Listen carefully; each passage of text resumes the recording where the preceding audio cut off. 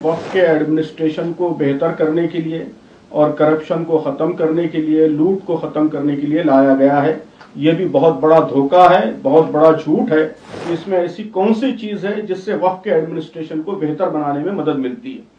क्या मुसलमान वक्फ बोर्ड के मेंबर्स की जगह नॉन मुस्लिम मेंबर्स आने से एडमिनिस्ट्रेशन बेहतर होता है? पहले ऑक्यूपाई करने वालों को और कब्जा करने वालों को जो सजाएं दी जाती थी, अब सजाएं कम की गई। तो सजा बढ़ाने से करप्शन खत्म होगा या सजा कम करने से करप्शन खत्म होगा? ये जो एक्ट है ये वक्फ के एडमिनिस्ट्रेशन को बेहतर करने के लिए और करप्शन को खत्म करने के लिए, लूट को खत्म करने के लिए लाया गया है। ये भी बहुत बड़ा धोखा है, बहुत बड़ा झूठ है। इस एक्ट में एक सिंगल आर्टिकल भी ऐसा नहीं है, एक सिंगल पॉइंट भी ऐसा नहीं है जिससे एडमिनिस्ट्रेशन को बेहतर बनाने में मदद मिलती है।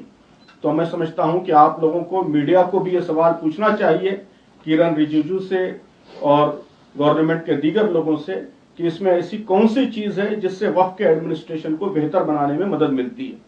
क्या मुसलमान वक्फ बोर्ड के मेंबर्स की जगह नॉन मुस्लिम मेंबर्स आने से एडमिनिस्ट्रेशन बेहतर होता है?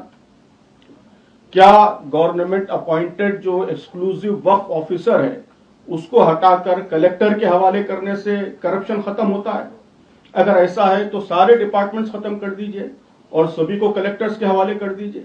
हम जानते हैं कि करप्शन हर जगह है, तो रेलवे ऑफिसर्स खत्म कर दीजिए, कलेक्टर के हवाले कर दीजिए। इन्वायरमेंट ऑफिसर्स खत्म कर दीजिए, कलेक्टर के हवाले कर दीजिए।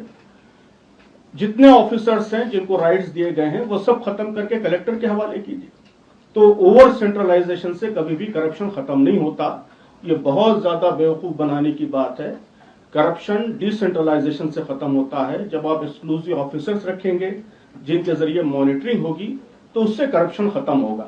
इस गवर्नमेंट ने बिल्कुल उल्टा काम किया है कि बजाय और डिसेंट्रलाइज करने के और पावरफुल वक्फ ऑफिसर्स लाने के, उन्होंने वक्फ ऑफिसर को खत्म करके कलेक्टर के पास पावर्स शिफ्ट किए।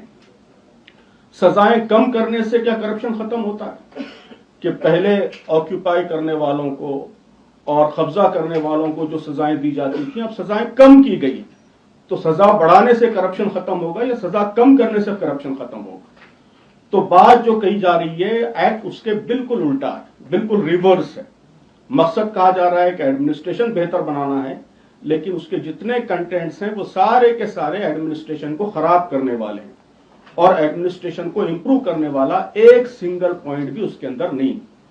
तो ये बहुत अफसोस की बात है कि गवर्नमेंट भी इसी तरह गलत बात फैलाने की कोशिश कर रही है और हमारे मीडिया में भी इसी तरह का डिबेट चल रहा है। तो मैं आप लोगों से भी ये गुजारिश करूंगा कि सिंसियर क्वेश्चंस गवर्नमेंट के सामने रखिए और सही बात लोगों के सामने लाने की कोशिश कीजिए।